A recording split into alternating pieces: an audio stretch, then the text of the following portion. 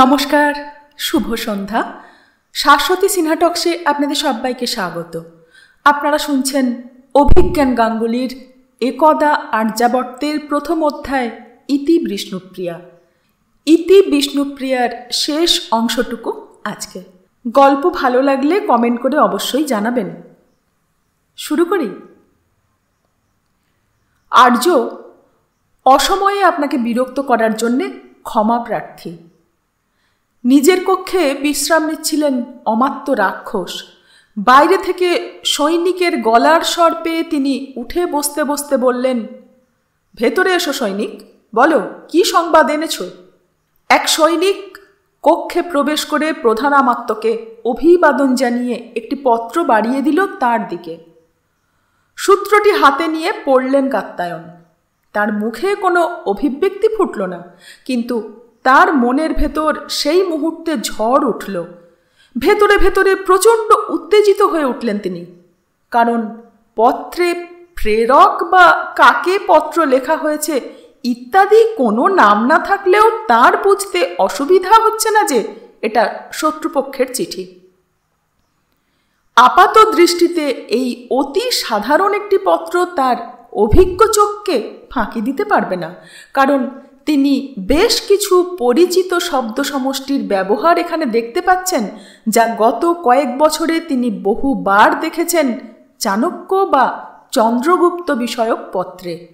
এগুলো সংকেত শব্দ, যেগুলোর কিছু কিছু তিনি নিজেও চিনে গিয়েছেন গত কয়েক বছর ধরে বিদ্রোহীদের থেকে বাজেয়াপ্ত করা অসংখ্য পত্র দেখে দেখে।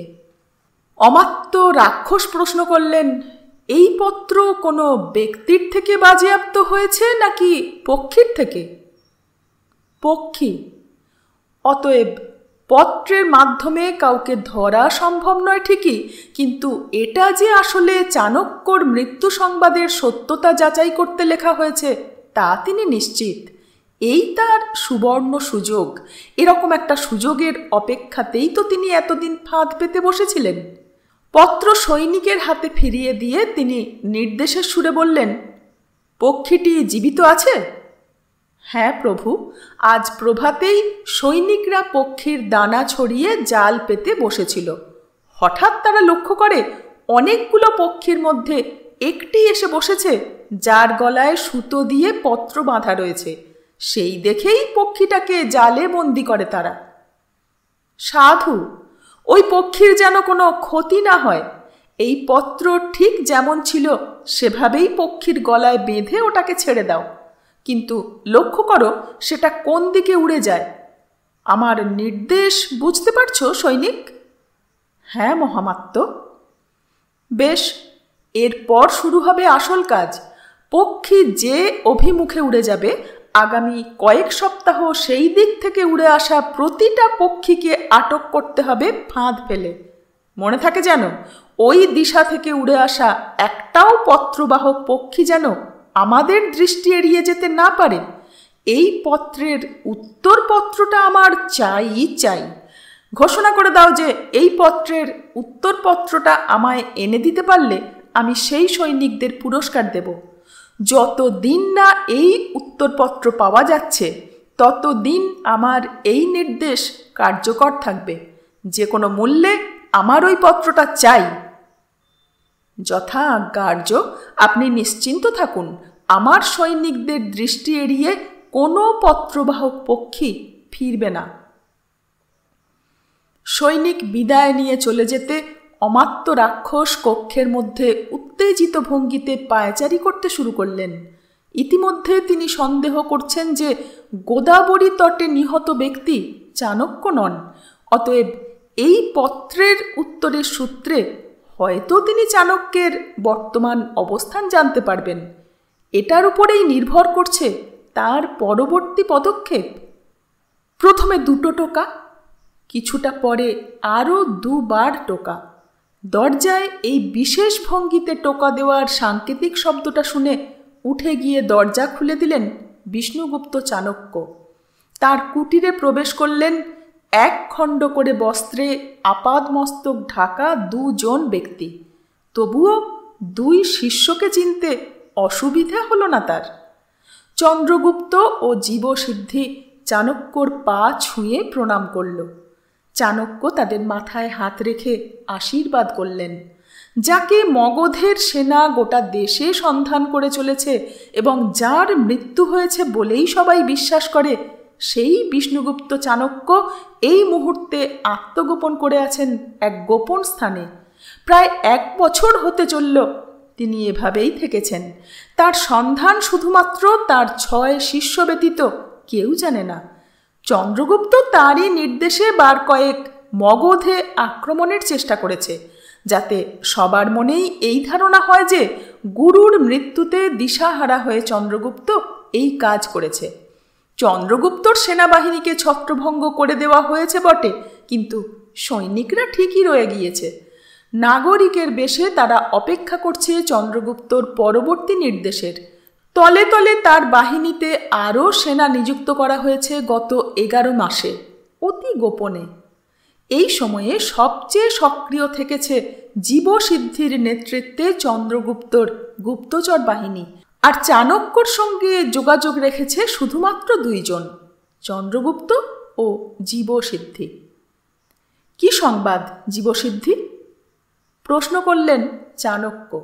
জীবসিদ্ধি আজকে এসেছে এক মদিরা বিক্রেতার ছদ্মবেশে। গত কয়েক মাসে যতবার জীবসিদ্ধি তার এখানে এসেছে, প্রতিবার তার ছদ্মবেশ ভিন্ন ভিন্ন ছিল। জীবসিদ্ধিকে প্রকৃত রূপে চাণক্য শেষ দেখেছেন সম্ভবত বেশ কয়েক বছর আগে। গুপ্তচর বৃত্তি থেকে ছদ্মবেশ ধারণ আশ্চর্য রকমের পটু সে।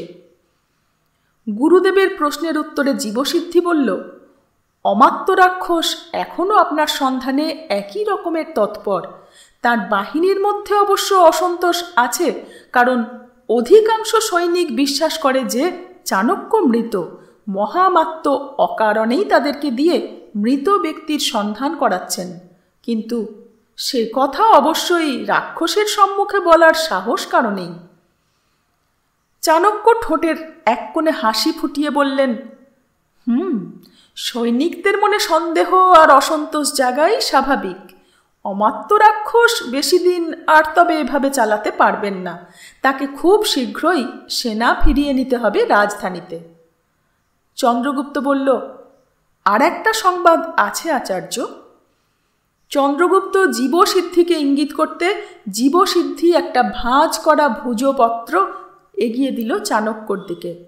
বলল, প্রধান আচার্য পত্র লিখেছেন আমাকে, আপনার মৃত্যুর সংবাদের সত্যতা যাচাই করার উদ্দেশ্যে। চন্দ্রগুপ্ত প্রশ্ন করল, এই পত্রের লেখক যে প্রধানাচার্যই সেটা নিশ্চিত? জীবসিদ্ধি উত্তর দিল, হ্যাঁ, সংকেত শব্দের ব্যবহার ঠিকভাবেই করা হয়েছে এতে। এটা নিশ্চিত রূপেই প্রধান আচার্য ভদ্রভট্টর লেখা। চন্দ্রগুপ্ত চাণক্যর উদ্দেশ্যে বলল, আপনি তো তাকে বলেছিলেন যে আমাদের তরফ থেকে কোনো সংবাদ না পাওয়া অবধি তিনি যেন কোনো পত্র প্রেরণ না করেন। তারপরেও তিনি হঠাৎ উতলা হয়ে এইরূপ ভুল করলেন কিভাবে? চন্দ্রগুপ্তর কণ্ঠে উৎসা প্রকাশ পেল। চাণক্য কিছু বললেন না। তিনি জানেন যে এই পত্র আচার্য ভদ্রভট্ট কার অনুরোধে লিখেছেন। সুভাষিনীর পীড়াপিড়িতেই যে আচার্য প্রমুখ এই কাজ করেছেন তা বুঝতে অসুবিধা হয় না। পত্র পাঠ করে সুভাষিনীর মুখ স্মরণে এলো চাণক্যর। কতদিন তাকে দেখেননি বিষ্ণুগুপ্ত। তার চোখ দুটোর কথা স্মরণ করলেই বুকে একটা চিনচিনে ব্যথা অনুভব করেন তিনি। মুহূর্তের জন্য দুর্বল হয়ে পড়েন তিনি আজও। তুমি কি এখনো সন্ধ্যা নামলে বীণায় রাগরাগিনী বাজাও? বিরহের গান ধরো তুমি এখনো সুভাষ? হায় রে অভাগী মেয়ে, কেন নিজের ভাগ্য জড়ালে তুমি আমার সঙ্গে? কেন ভুলে যেতে পারো না আমায়? সুভাষিনীর চিন্তায় ডুবে অন্যমনস্ক হয়ে পড়েছিলেন চাণক্য। চিন্তার জাল ছিন্ন হল জীবসিদ্ধির ডাকে। আচার্য শুনছেন? এই পত্র মাঝপথে শত্রুদের হাতে পড়েছিল আচার্য। চমকে উঠে জীবসিদ্ধির দিকে তাকালেন চাণক্য। বিস্মিতভাবে জানতে চাইলেন, তুমি কিভাবে এত নিশ্চিত হচ্ছ জীবসিদ্ধি?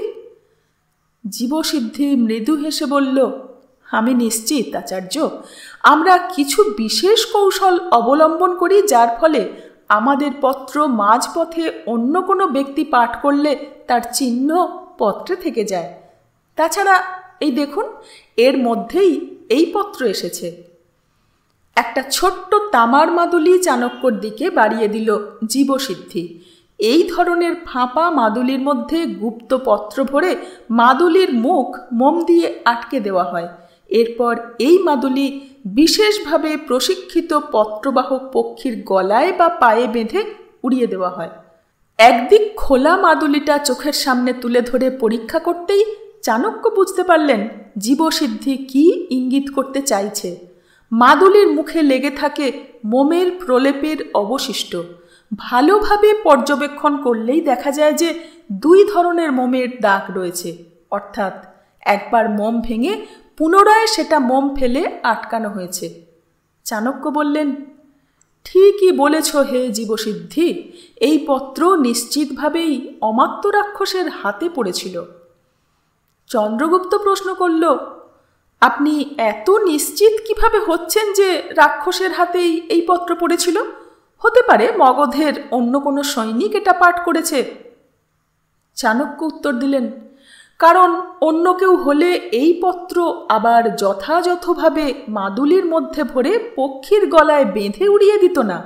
সাধারণ কোনো মন্দবুদ্ধি সৈনিক হলে হয় এটা ফেলে দিত বা নিজের কাছেই রেখে দিত, কিন্তু কেউ একজন এটা পাঠ করে এই পত্রের গুরুত্ব অনুধাবন করতে সক্ষম হয়েছে এবং আমাদেরই কৌশল ব্যবহার করে আমাদের জন্যে ফাঁদ পেতেছে। এই চতুর পরিকল্পনা করার মতো মস্তিষ্ক আমাদের শত্রুপক্ষে মাত্র একজনেরই আছে, অমাত্য রাক্ষস। তাহলে আমাদের কি করণীয়?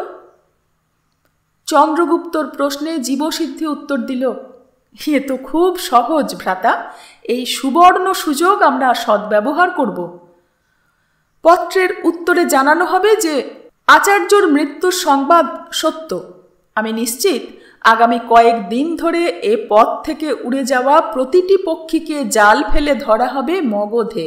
আমার এই উত্তর অমাত্য রাক্ষসের হাতে পৌঁছবে। ঠিক বলেছ ভ্রাতা। আচার্য চাণক্যর মৃত্যু সম্বন্ধে নিশ্চিত হলেই রাক্ষস তার এই গত 11 মাস ধরে চলতে থাকা দেশব্যাপী অভিযান শেষ করবে এবং তাদের সতর্কতা যে মুহূর্তে শিথিল হবে ঠিক তখনই আমরা আঘাত করব।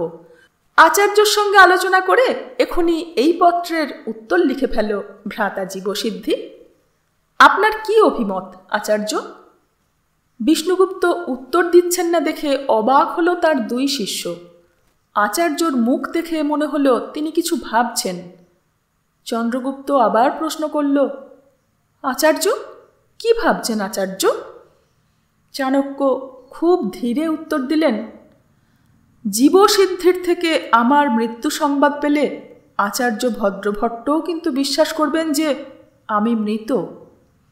জীবসিদ্ধি বলল, তা হবে আচার্য, কিন্তু সে তো সাময়িক। মগধের সুরক্ষা ব্যবস্থা শিথিল হলেই আমরা পুনরায় তার সঙ্গে যোগাযোগ স্থাপন করব। এছাড়া তো উপায় নেই। যদি পত্রের উত্তর না লেখা হয় তাহলেও কিন্তু অমাত্য রাক্ষসের সন্দেহ হবে। উত্তর আমাকে দিতেই হবে। চাণক্যর মুখ দেখে মনে হচ্ছিল কোনো একটা যন্ত্রণা তিনি গিলে নিতে চাইছেন। তার অন্তরের দ্বন্দ্ব কাউকে বোঝাতে পারবেন না। বিষ্ণুগুপ্ত জানেন যে সুভাষিনীর কাছে তার মৃত্যু সংবাদ পৌঁছলে সে অভাগিনী সম্পূর্ণ ভেঙে পড়বে।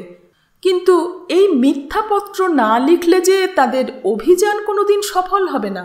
নন্দকে সরিয়ে কোনো দিনই অবিভক্ত ভারত নির্মিত হবে না। হে নিয়তি, এ তোমার কেমন নিষ্ঠুর পরীক্ষা! আমায় আজকে বেছে নিতে হবে দেশ ও প্রেমের মধ্যে যে কোনো একজনকে। আমায় নির্ণয় নিতে হবে আমি আসলে কে, বিষ্ণুগুপ্ত নাকি কৌটিল্য চাণক্য। বেছে নিতে হবে নিজের প্রতিজ্ঞা ও ভালোবাসার মধ্যে যে কোনো একজনকে। চোখ বন্ধ করে নিজের মনকে শক্ত করলেন বিষ্ণুগুপ্ত। তার উত্তরের অপেক্ষায় থাকা শিষ্যদের বললেন, উত্তর লেখো জীবসিদ্ধি, লেখো যে চাণক্য মারা গিয়েছেন। বিদ্রোহীরা হতাশ হয়ে হাল ছেড়ে দিচ্ছে। আবারও চোখ বুজে ফেললেন চাণক্য। নিজের মনেই ভাবলেন, ঈশ্বরের কাছে প্রার্থনা এই পত্র পাঠের পর রাক্ষস সেটা পুনরায় যেন পক্ষীর কণ্ঠে বেঁধে প্রেরণ না করে, তাহলে পত্র পৌঁছবে না তক্ষশিলায়। এটাই শেষ আশা। অন্যথায়, হে সুভাষিনী, হে আমার ভালোবাসা, পারলে তোমার বিষ্ণুকে তুমি ক্ষমা করো বিষ্ণুপ্রিয়া। যেন সেই প্রথম দেখা থেকে আমি শুধু তোমাকেই ভালোবেসেছি। আমার পথ চলতে গিয়ে আমি হীন থেকে হীনতর কৌশল অবলম্বন করেছি। তার জন্যে আমি পরলোকে জবাবদিহি করব, কিন্তু আমার সেই কার্যে যদি দেশের ভালো হয় তবে তার জন্যে আমি ক্ষমা প্রার্থী নই। বিষ্ণুগুপ্ত থেকে আমি কুটিল কৌটিল্য হব সানন্দে, কিন্তু তুমি সুভাষিনী, তোমার কাছে আমি দোষী হয়ে রইলাম। একমাত্র তোমার কাছে আমি ক্ষমা প্রার্থনা করছি সুভাষ। আমায় ক্ষমা করো, আমায় ক্ষমা করো। পত্র পাঠ করতে করতে একটা অদ্ভুত অনুভূতি হচ্ছিল অমাত্য রাক্ষসের। চাণক্য মৃত, এ সুখবরে তার যতটা উল্লাস হবে বলে তিনি অনুমান করেছিলেন তা তো তার হচ্ছে না, বরং কেমন যেন হতাশা ছড়িয়ে পড়ছে তার মনে।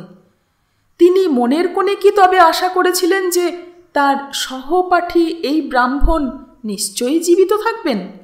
মনের গভীর কোণে কি তবে স্বয়ং অমাত্য রাক্ষসও চেয়েছিলেন তার প্রতিদ্বন্দ্বী যেন জীবিত থাকেন?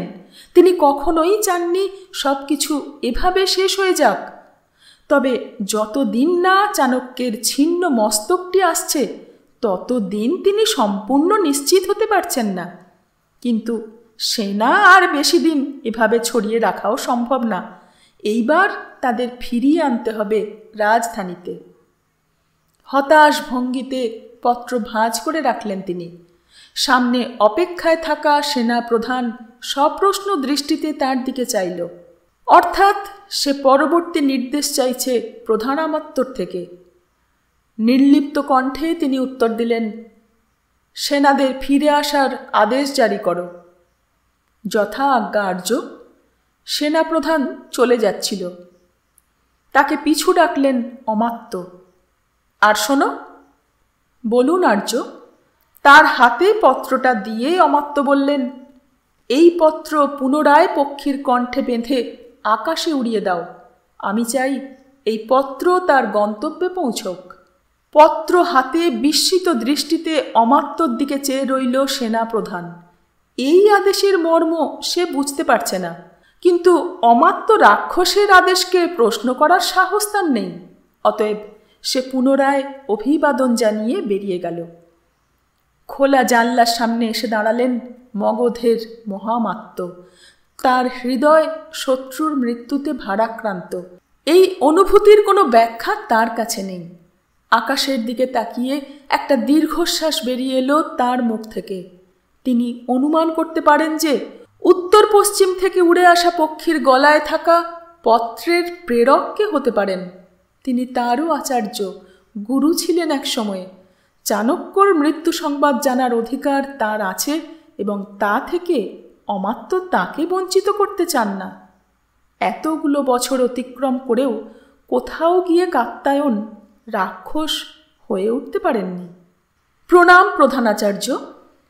এসো ভাগদত্ত। উত্তর এসেছে কোনো? আজ্ঞে হ্যাঁ মহামতি। লোকটি তার হাতের ভূর্জপত্রটা বাড়িয়ে দিল ভদ্রভট্টর দিকে। পত্রটা তার হাত থেকে নিয়ে দ্রুত পাঠ করলেন ভদ্রভট্ট। না না, নিশ্চয়ই সাংকেতিক ভাষা বুঝতে কোথাও ভুল হচ্ছে তার। আবারও ধীরে ধীরে পাঠ করলেন তিনি। তারপর আরও একবার। তার হাত থেকে পত্রটা খসে পড়ে গেল। মাথায় হাত দিয়ে বসে পড়লেন ভদ্রভট্ট। তিনি বিশ্বাস করতে পারছেন না যে বিষ্ণুগুপ্ত আর নেই। ভাগদত্তর অক্ষর জ্ঞান নেই, পত্রে কি আছে তা সে পড়তে পারেনি, কিন্তু প্রধান আচার্যকে এভাবে ভেঙে পড়তে দেখে অনুমান করতে পারল যে এই পত্র কোনো দুঃসংবাদ বহন করে এনেছে। সে বলল, কি লেখা আছে এতে আচার্য? দুঃসংবাদ?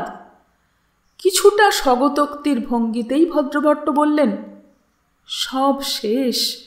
হে ভারত মাতা, তুমি তোমার অন্যতম শ্রেষ্ঠ পুত্রকে হারিয়েছ। ঈশ্বর জানেন আগামীতে ইতিহাস কোন পথে চলবে। ভাগদত্ত সরল মানুষ, দেশ ইতিহাস এই সব শব্দ তার কাছে অলিক। সে বলল, কই, দেবী সুভাষিনী তো কিছু বললেন না পত্র পাঠ করে। বিদ্যুৎ স্পৃষ্টের মতো তার কথায় চমকে উঠলেন আচার্য ভদ্রভট্ট। কি বললে? সুভাষ এই পত্র পাঠ করেছে? কখন? এই তো কিছুক্ষণ পূর্বেই। তিনি তো রোজ একবার করে পক্ষীশালে আসেন পত্রের কোনো উত্তর এসেছে কিনা জানতে। আজও এসেছিলেন। আমি তখনই পত্র নিয়ে আপনার কাছে আসতে উদ্যত হচ্ছিলাম, তখনই তিনি এলেন। আমি পত্র দিলাম, তিনি পাঠ করে বিদায় নিলেন। কিছু বলেছে সে? না তো। কেন মহামতি, আমার কি অজান্তে কোনো ভুল হয়েছে দেবী সুভাষিনীকে পত্র পাঠ করতে দিয়ে? কি উত্তর দেবেন বুঝতে পারলেন না ভদ্রভট্ট, কিন্তু তার মনে একটা আশঙ্কার কালো মেঘ জমতে শুরু করেছে।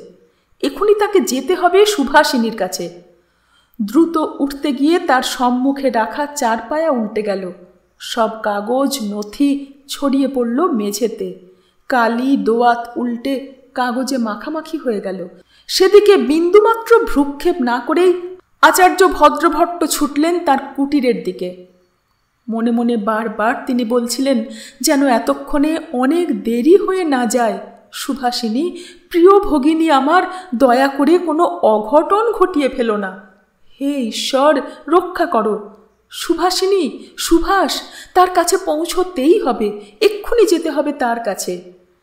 বিশ্ববিদ্যালয়ের বিস্তীর্ণ প্রান্তরের মধ্যে দিয়ে উদ্ভ্রান্তের মতো ছুটে চললেন ভদ্রভট্ট। নিজের কুটিরে বসে একটা ভূর্জপত্রে বেশ অনেকক্ষণ ধরে একটা পত্র লিখছিল সুভাষিনী। গোটাটা শেষ করে পড়তে অসুবিধা হচ্ছিল কিছুটা। তার চোখের দৃষ্টি ঝাপসা হয়ে যাচ্ছে বারবার। পত্রের মধ্যে দু এক জায়গায় অশ্রুবিন্দু পড়ে কালি উঠে অক্ষর কিছুটা অপাঠ্য হয়ে গিয়েছে। প্রিয় জ্যেষ্ঠ, আমাকে ক্ষমা করো। তোমার অনুমতি না নিয়ে আমি এ জীবনে মাত্র দুটি কাজ করেছি। এক, আমি একজনকে ভালোবেসেছি। তার কথা তোমায় কোনো দিন বলা হয়নি। সে নিজেও তোমায় বলার চেষ্টা করেছে, কিন্তু বলে উঠতে পারেনি। নিয়তি প্রতিবার তাকে বাধা দিয়েছে। আসলে কি জানো, তা কোনো দিন হওয়ার ছিলই না। নিয়তিও তাই বিরূপ আমাদের প্রতি। আমার ভালোবাসার মানুষটাকে, তা আশা করি এই পত্র পেলে তুমি নিজেই অনুধাবন করতে পারবে। আমি জানি তুমি পারবে, কারণ তুমি আমার দেখা সবচেয়ে বুদ্ধিমান মানুষ। আমার ভালোবাসার দুজন মানুষেরই চোখে এই বিশ্ববিদ্যালয়, এই দেশ নিয়ে প্রচুর স্বপ্ন আমি দেখেছি। একজন পারেনি, অতএব সেই দায়িত্ব তোমার উপরেই রইল জ্যেষ্ঠ। তক্ষশিলাকে আগলে রেখো। এই বিদ্যালয়ে যে আগামীর নির্মাণের আঁতুড় ঘর। দ্বিতীয় যে কাজটা আমি তোমার অনুমতি ছাড়াই করতে চলেছি, সেটা আমি জানি তোমায় আগে জানালে তুমি আমায় কোনো দিনও করতে দিতে না। কিন্তু জ্যেষ্ঠ, বিশ্বাস করো, আমার এই জীবনের আর কোনো অর্থ বা বাসনা অবশিষ্ট নেই। ভগবান বুদ্ধ বলেন, মানুষ বহুবার জন্ম নেয়। এ জীবনে তো আমার কপালে ভাগ্যদেবী সুখ লেখেননি। এ জন্মে তো নিজের একমাত্র ভালোবাসাকে পেলাম না। আশা রাখি পরজন্মে আমরা মিলিত হব। সে জন্মেও প্রার্থনা করি যেন তোমাকেই জ্যেষ্ঠ রূপে পাই। এইবারের মতো আমায় বিদায় দাও। আমার অন্তিম প্রণাম নিও। আশা রাখি তুমি আমায় ক্ষমা করবে। ইতি বিষ্ণুপ্রিয়া সুভাষিনী। দোয়াতের নিচে পত্রটা চাপা দিয়ে রাখল সুভাষিনী।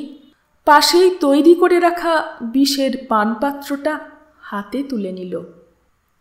ইতি বিষ্ণুপ্রিয়া আজ এখানেই শেষ হলো। নিচে লেখকের একটি নোট আছে, সেটুকু পড়ে শেষ করব। চাণক্য সম্পর্কিত বিভিন্ন কাহিনীতে এক নারীর নাম বারবার উঠে আসে, সুভাষিনী।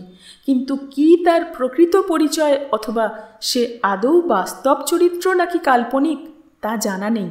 কারণ ইতিহাসে সুভাষিনীর কোনো উল্লেখ নেই। শেষ হলো আজকের কথা।